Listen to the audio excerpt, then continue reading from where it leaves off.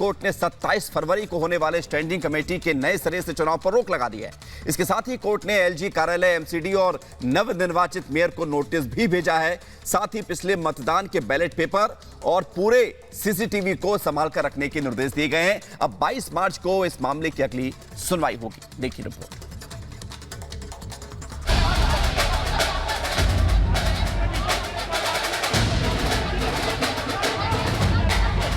दिल्ली के मिनी सदन में जूतम पैजार की इन तस्वीरों को पूरे देश ने देखा। एमसीडी में पार्षदों की लात घूंसों वाली लड़ाई से लोकतंत्र शर्मसार हो गया और बवाल के बाद जब ये मामला दिल्ली हाई कोर्ट की चौखट पर पहुंचा तो आम आदमी पार्टी को बड़ा झटका लगा।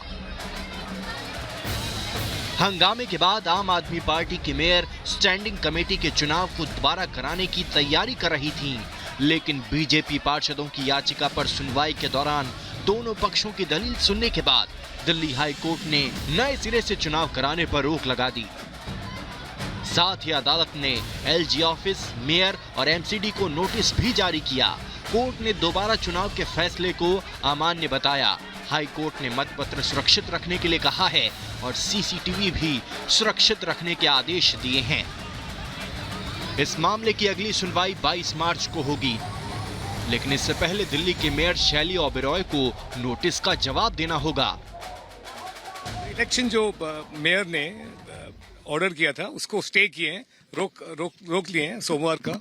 और मेन आधार है, मुख्य आधार है इस ऑर्डर का, ये है कि इलेक्शन कंप्लीटेड हो चुका था। काउंटिंग प्रोसेस मेयर ने सुपरवाइज की थी और अचानक अंत में काउंटिंग प्रोसेस के बाद उन्होंने फैसला बदलने की कोशिश की और एक वोट को इनवैलिड डिक्लेयर करने के आधार पे इलेक्शन को रद्द करने की कोशिश की। दिल्ली हाईकोर्ट के फैसले से जहां आम आदमी पार्टी की उम्मीदों को बड़ा झटका लगा है, वहीं बीजेपी खेमे में खुशी की लहर है।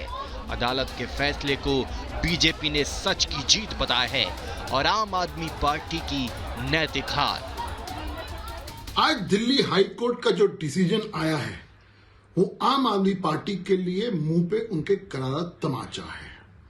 आज उनको लीगली भी हार हुई है और नैतिकता की भी हार हुई। उनकी डिमांड ये थी कि हाईकोर्ट उनके फेवर के नतीजे को घोषित करे और उनका आधार क्या था? उनका आधार था कि जी म्युनिसिपल सेक्रेटरी ने कहा है, पर कानून म्युनिसिपल सेक्रेटरी को कोई पावर नहीं देता है, कानून गुंडागर्दी को कोई पावर नहीं देता है, कानून बैलेट की चोरी को कोई पावर नहीं देता है।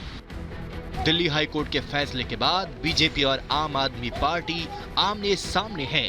अदालत के फैसले को दोनों ही अपने पक्ष में बता रही हैं, लेकिन साफ है कि 22 मार्च तक स्टैंडिंग कमेटी का चुनाव नहीं होगा।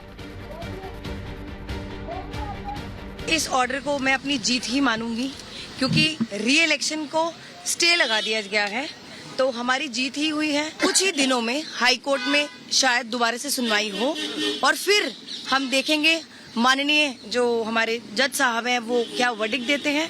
और साथ ही हमें पूरी उम्मीद है अगली सुनवाई पर या आने वाले टाइम में तब भी सच्चाई की ही जीत होगी। इसमें सत्य की जीत आज भी हुई है, आगे भी होगी। और आम आदमी पार्टी जिस निरंकुशता से शासन चलाने की आदी है, दिल्ली नगर निगम में हमारे साथी पार्षद एक अंकुश का काम करेंगे और उनकी इस बदमाशी को स्वीकार नहीं करेंगे। एमसीडी स्टैंडिंग कमेटी के चुनाव पर भले ही रोक लग गई है, लेकिन इसके बावजूद सियासी घमासान नहीं थम रहा। हालांकि सवाल है कि क्या स्टैंडिंग कमेटी के चुनाव में धांधली की जा रही थी। सवाल ये भी कि एमसीडी में कल जो हंगामा हुआ उसका जिम्मेदार कौन है।